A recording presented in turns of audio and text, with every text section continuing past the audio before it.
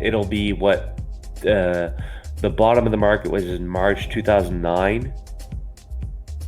So it's now more than 10 years. It'll be in March of 2020, it'll be 11 years. So Any market I don't cycle know. longer than that? 11 years? I think there are a few, one or two. Yeah. Yeah. I think I remember looking back.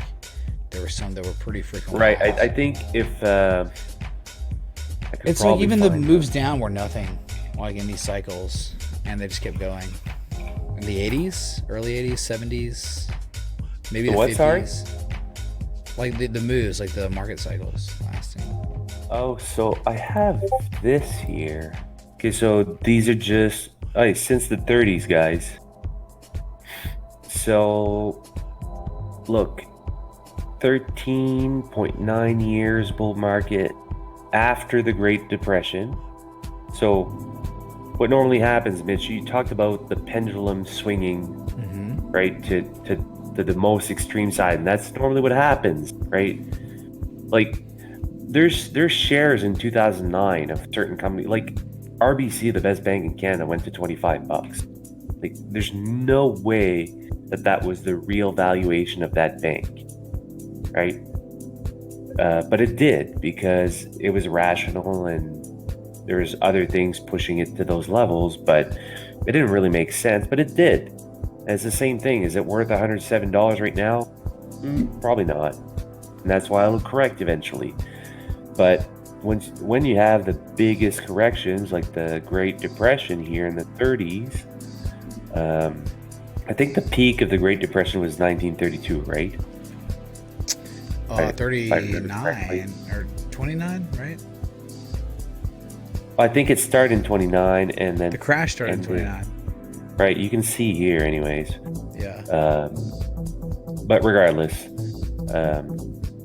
so then, of course, after we see such a big downturn or depression, the opposite reaction in the other direction is seen, right?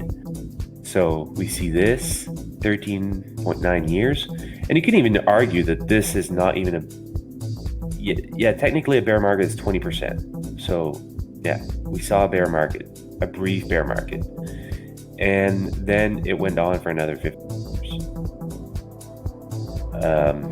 And then, so these two are longer than this. Now, this is not updated to where we're at right now, Yeah. so just keep that in mind.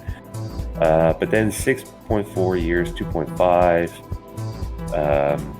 12.9 years, 12.8 years. Those are all longer, by the way. But you remember what I talked about when we talked about the yield curve inverting? Yeah, of course. We said what's the average for a recession after the yield curve inverts? 12 months Yeah. or thereabouts, right? So it inverted this summer. Yep. So if we give it another 12 months, it brings us the summer of 2020. The bear market bottomed in March of 2009. So we'd be at 11 years in March of 2020. So it puts us at least close in the range of 12 years or so, 11, 12 years.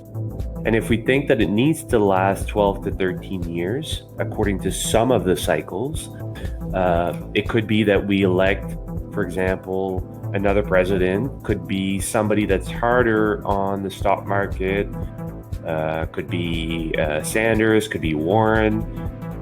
Like, I'm just using what they said they would try to be hard on, and they don't seem like they would be willing or prone to help prop up the stock market. It doesn't mean that they wouldn't do it now once in office, but anyways, so if it lasts maybe another year after the election, or if the market completely implodes before during the election, we're still at roughly 11 years.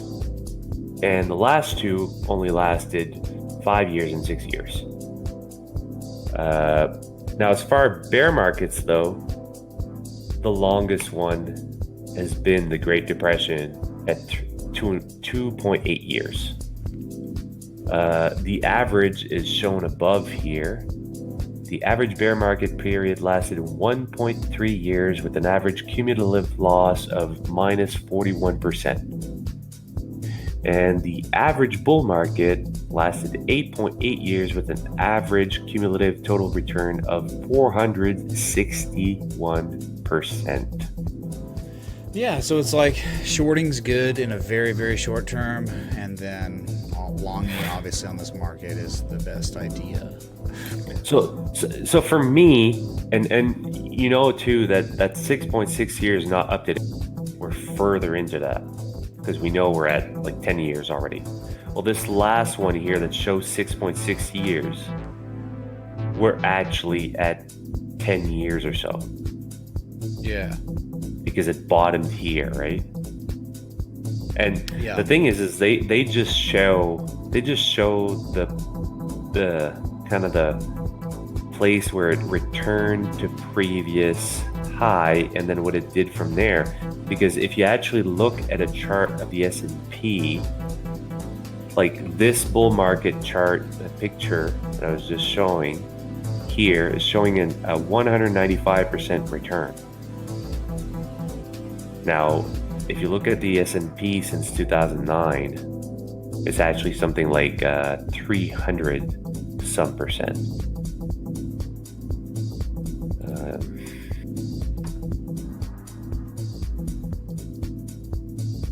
Yeah, 350, let's say. Right? Yeah.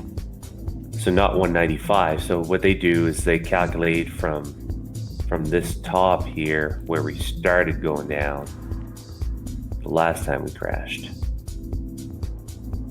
So they take somewhere like this and then they do this. That's not even it. So I'm not sure what they come up with that. But either way, we're long in the tooth. I don't know when it's going to end. But for me, what I personally want, and that's my personal choice, is I want all my cash, or a big portion of it, to buy things at depressed levels of an average of 41% down.